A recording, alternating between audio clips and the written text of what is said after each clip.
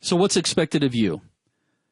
As a certified ethical hacker, there are several things that you have to adhere to. One of those being the Code of Ethics, which you can go through and take a look at in detail at the following URL.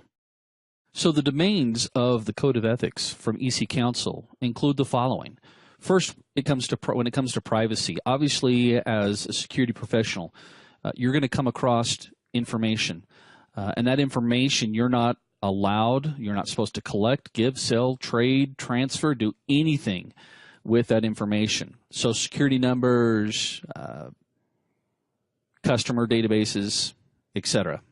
When it comes to intellectual property, again, you're going to be exposed to a lot of information. And again, you as a ethical hacker are going to help protect that information for your customer or for your company. Disclosure.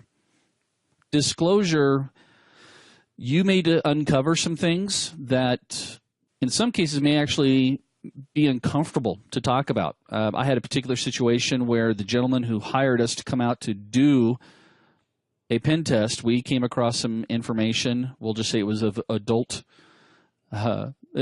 orientation, adult materials, and it was one of the no-nos of that company, and we had to expose that information. So you have to be willing to disclose everything that you discover to the appropriate person, and in some cases, authorities. When I had my ISP service, I had a particular customer that we weren't necessarily monitoring what people were doing. We had a proxy server, and in reviewing the proxy server, we saw some material that is considered illegal in the United States go across, and we turned that person in. Areas of expertise. You should never misrepresent yourself, pretending that you know more than what you really know. You need to be honest and upfront about any limitations that you actually might have in either your experience and or your education. There's nothing wrong with letting people know by saying, hey, this may be outside of my realm. Hopefully you have a network that you can bring in somebody that may have an expertise in that particular domain. Unauthorized usage.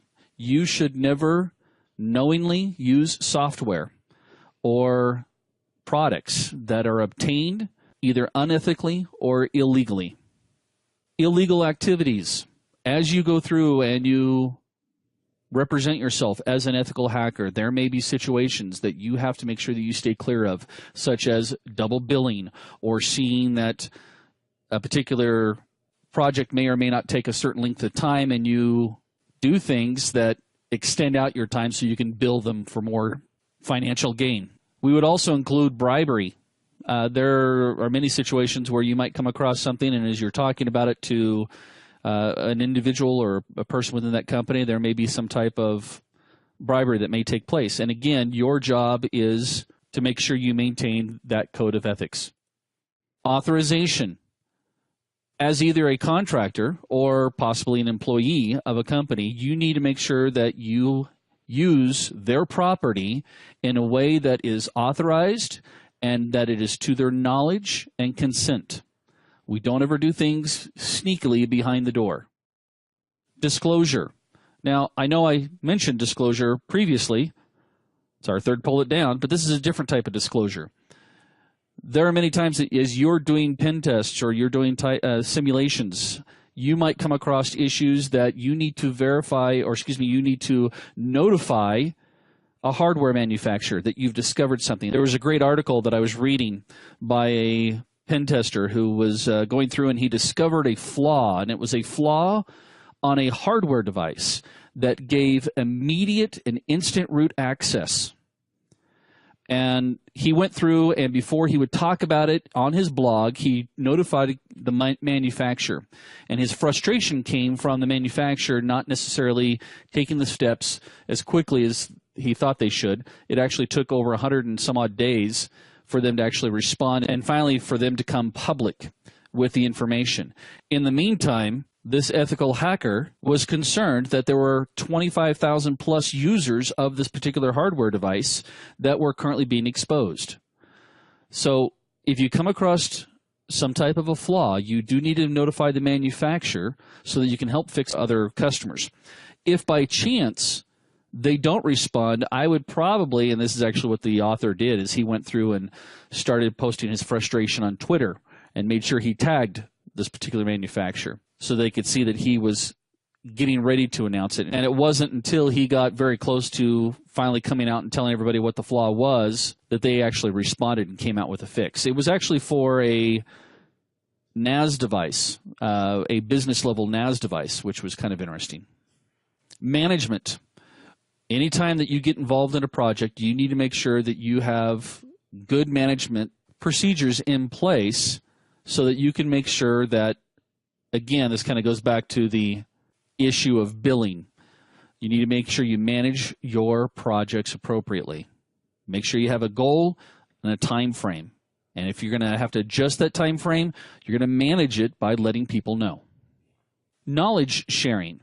As an ethical hacker, you need to add to the knowledge of e-commerce professionals by continually studying and sharing the things that you learn and the experiences you come across with fellow EC Council members and help to promote public awareness. I do this all the time by doing free community lectures on their focus towards the end user, because I think that's our biggest flaw out there right now is so many people don't know what they have in their homes and they don't know how to secure it.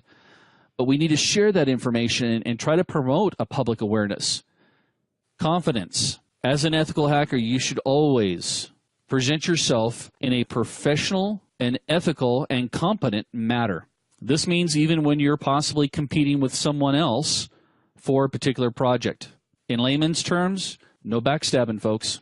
Extreme care.